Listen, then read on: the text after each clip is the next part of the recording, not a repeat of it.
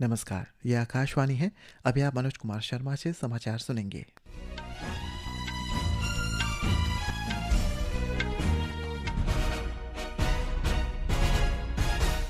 पहले मुख्य समाचार। लोकसभा में चुनाव सुधारों पर चर्चा हुई। राज्यसभा में राष्ट्रीय गीत वंदे मातरम की 150वीं सालगिरह पर खास चर्चा।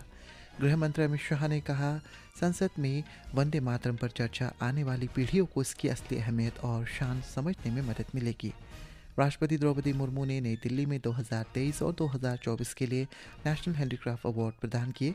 कहा कि हैंडीक्राफ्ट सिर्फ एक सांस्कृतिक पहचान नहीं, बल्कि लोगों की रोजी रोटी का भी एक ज़रूरी हिस्सा है। इंडिगो संकट के बाद सरकार ने एयरपोर्ट ऑपरेशन का गहन समीक्षा शुरू किया। एयरलाइन के फ्लाइट शेड्यूल में 5% की कमी की। और बीसीसीआई ने आईपीएल 2026 ऑक्शन के लिए खिलाड़ियों की सूची जारी की। 240 भारतीय खिलाड़ियों पर बोली लगेगी। अब समाचार विस्तार से।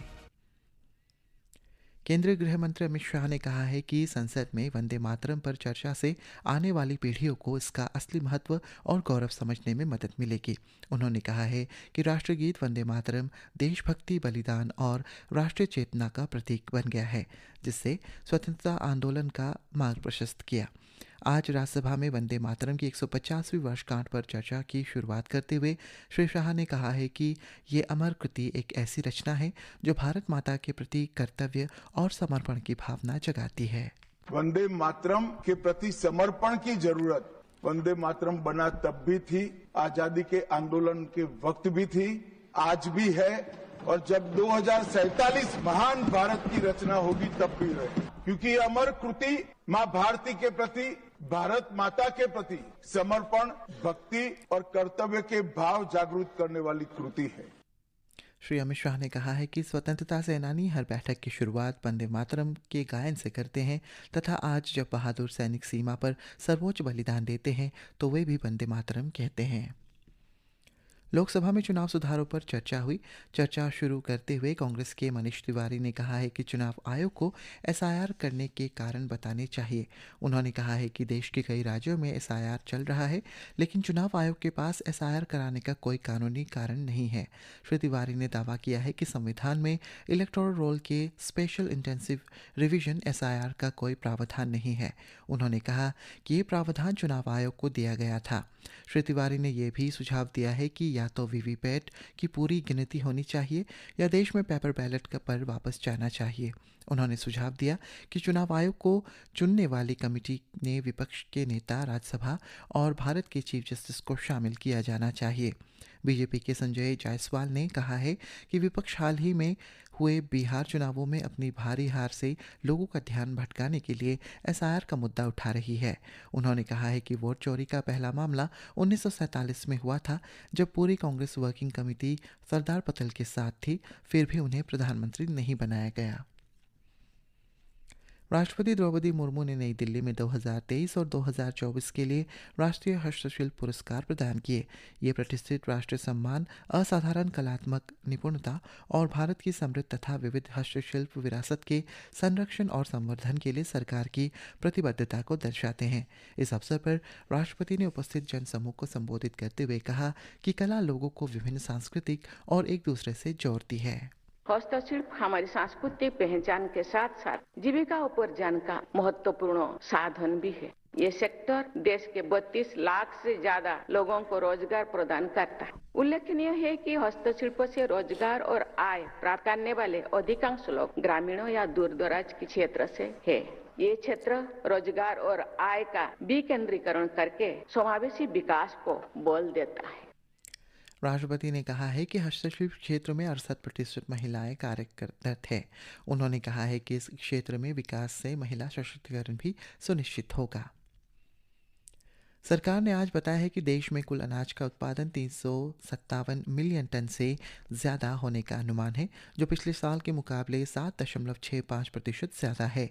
लोकसभा में प्रश्नकाल के दौरान सवालों का जवाब देते हुए केंद्रीय कृषि और किसान कल्याण मंत्री शिवराज सिंह चौहान ने कहा है कि ये किसानों की कड़ी मेहनत और केंद्र की नीतियों की वजह से मुमकिन हुआ है। उन्होंने कहा है कि देश ने 2024-25 में अब तक का सबसे ज़्यादा फसल उत्पादन रिकॉर्ड किया है। श्री चौहान ने बताया है कि 2014-15 के मुकाबले अनाज का प्रोडक्शन करीब 41.94% बढ़ा है। केंद्रीय विमानन मंत्री राममोहन नायडू ने कहा है कि इंडिगो की हाल की संचालन संबंधी विफलताओं से उत्पन्न व्यवधान में अब तेजी से स्थिर हो रहा है। उन्होंने दोहराया है कि सरकार मजबूत विमानन प्रणाली बनाने के लिए पूरी तरह प्रतिबद्ध है। इंडिगो के मौजूदा संकट पर लोकसभा में श्री नायडू ने बताया कि इंडिगो को पूरी तरह से जवाबदेह ठहराया जा रहा है। उन्होंने कहा है कि नागर विमानन महानिदेशालय ने विमानन कंपनी को नोटिस जारी किया है और उसकी रिपोर्ट के आधार पर कड़ी तथा उचित कार्रवाई की जाएगी। श्री नायडू ने इस बात पर भी जोर दिया है कि यात्रियों की सुरक्षा से समझौता नहीं किया जा सकता। उन्होंने कहा कि स्थिति सामान्य होने तक सरकार पूरी तरह सतर्क रहेगी। श्री नायडू ने इस व्यवधान में अंदरूनी रोस्टरिंग संबंधी समस्याओं को जिम्मेदार ठहराया है। सदन में विपक्षी दलों ने इस मुद्दे पर चर्चा की मांग की और बाद में सदन से वॉकआउट कर दिया। नागर विमानन महानिदेशालय डीजीसीए ने हाल ही में उड़ानों में आई बाधाओं और रद्द किए जाने में जिम्मेदार इंडिगो के सभी क्षेत्रों में अपनी उड़ानों में 5% की कटौती करने के निर्देश दिए हैं।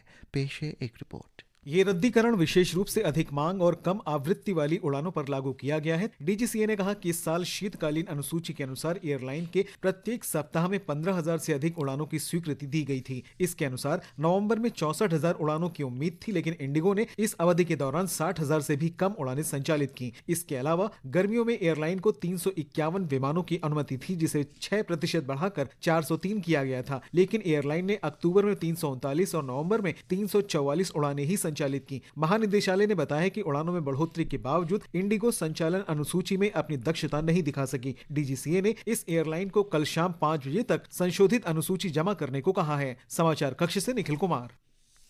इस बीच नागर विमानन मंत्रालय ने अपने वरिष्ठ अधिकारियों से हवाई अड्डों पर जाकर एयरलाइन संचालन और यात्री सेवाओं की जांच करने के लिए कहा है। मंत्रालय ने सोशल मीडिया पोस्ट में कहा है कि यात्रियों के फीडबैक लेकर सभी से किसी भी तरह की गड़बड़ी और परेशानी को तुरंत दर्ज किया जाए और दूर किया जाए। राष्ट्रीय जनतांत्रिक गठबंधन एनडीए संसदीय दल की बैठक आज नई दिल्ली स्थित संसद भवन परिसर में हुई।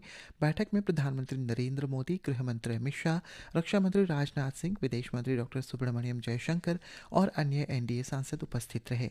पत्रकारों से बातचीत में संसदीय कार्य मंत्री किरेन रिजिजू ने कहा है कि प्रधानमंत्री ने लोगों के जीवन को आसान बनाने के लिए सभी क्षेत्रों में सुधार करने पर जोर दिया। विदेश मंत्रालय आज नई दिल्ली में 5वां अटल बिहारी वाजपेयी स्मृति व्याख्यान आयोजित करेगा। ये वार्षिक कार्यक्रम पूर्व प्रधानमंत्री अटल बिहारी वाजपेयी के राष्ट्र निर्माण में योगदान और विदेश मंत्री तथा प्रधानमंत्री के रूप में विदेश नीति को आकार देने के लिए श्रद्धांजलि स्वरूप आयोजित किया जाता है। भारत और दक्षिण अफ्रीका के बीच 5 मैचों की T20 श्रृंखला आज से शुरू हो रही है। पहला मैच ओडिशा के कटक स्थित बाराबत्ती स्टेडियम में खेला जाएगा। ये मैच शाम 7 बजे से शुरू होगा।